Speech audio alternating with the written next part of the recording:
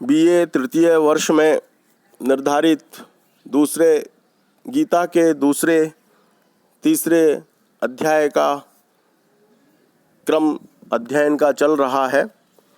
उसी क्रम को आगे बढ़ाते हुए मैं जब अर्जुन ने श्री कृष्ण को कहा कि दोनों सेनाओं के बीच में मेरा रथ स्थापित कीजिए, तब वह दोनों सेनाओं के बीच में श्री कृष्ण महाराज जो सारथी के रूप में अर्जुन के साथ हैं, दोनों सेनाओं के बीच में रथ को स्थापित कर देते हैं।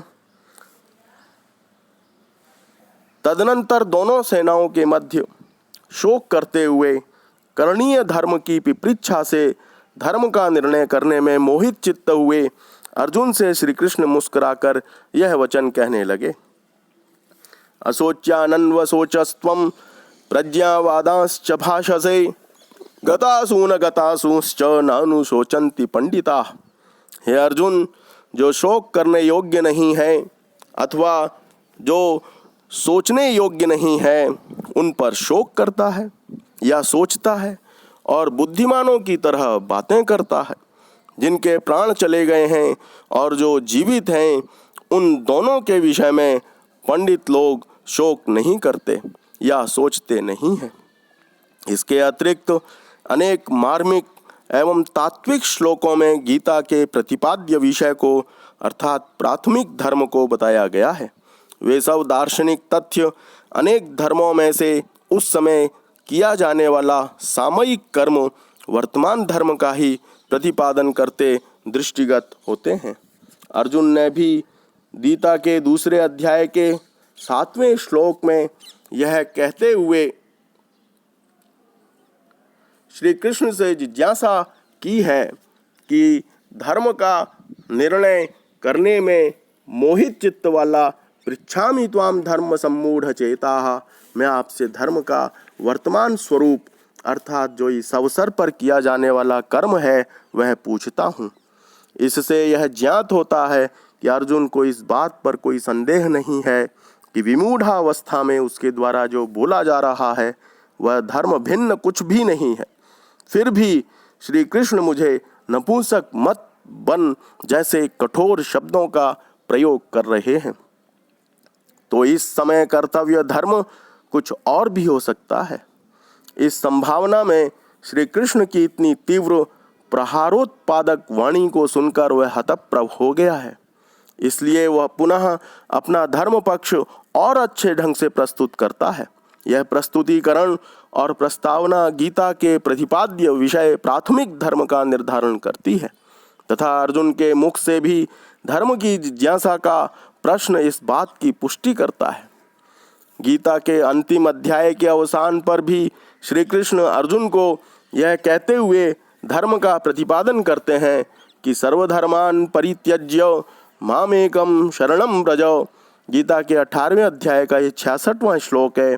अर्थात सभी धर्मों को छोड़कर इसका अभिप्राय यही संभव प्रतीत होता है कि जो तुम कर रहे हो वह भी धर्म ही है, परंतु उन धर्मयुक्त बातों को भी इस समय छोड़कर जो मैं कह रहा हूँ वही सामयिक कर्म है, वही प्राथमिक धर्म है, वही करणीय कर्तव्य है। इसलिए सब धर्मों का त्याग कर मैं जो कह रहा हूँ वह एकमात्र वर्तमान कर्तव्य करने योग्य है इत्यादि वाक्य बोलकर यह सुनिश्चित करते हुए दिखाई देते हैं कि अनेक धर्मों में से उस समय करने योग्य धर्म का प्रतिपादन ही गीता की प्रतिपाद्य विषय वस्तु है। अतः गीता में अनेक विषयों का प्रकारांतर से अवान्तर रूप में प्रतिपादन होने पर भी वे सभी प्राथमिक धर्म की पुष्टि स्वरूप ही कहे जा सकते हैं। यद्यपि यह प्रकरण गत संपुष्टि का प्रकार अनेक बार ऊहापोह के घेरे में पटक देता है, तथापि समग्र और सकल प्रमुख तथ्यों की ओर दृष्टिपात करने पर यह समझने में कोई भ्रांति नहीं रह जाती है कि गीता प्राथमिक धर्म का अथवा वर्तमान कर्म का ही प्रतिपादन करती दिखाई देती है। यह निर्विवादित सत्य है कि गीता स्वकर्म में निरत रहने की निरंतर प्रेरणा देती है और अर्जुन जैसा विमूढ़ात्मा विषाद युक्त मोह के वशीभूत धर्मात्मा मनुष्य भी अंत में कह उठता है कि अर्जुन की दो ही प्रतिज्ञाएं हैं, न तो दीनहीन होऊंगा और न ही पलायन करूंगा। अर्जुनस्य प्रतिज्ञे द्वे न दैन्यम न च पलायनम। आधुनिक युग में अर्जुन के समान अपने संबंधियों, माता पिता, भाई बहनों और गुरुजनों के आदर सम्मान के कारण, संपत्ति के निमित्त अथवा सुख सुविधाओं के लिए अपना अधिकार छोड़ने को ही व्यक्ति तैयार नहीं होता। प्रत्युत इसके विपरीत छोटी छोटी क्षुद्र वस्तुओं के लिए भी लड़ने के लिए, मारने एवं मरने के लिए और अभियोग हेतु भी तैयार हो जाता है।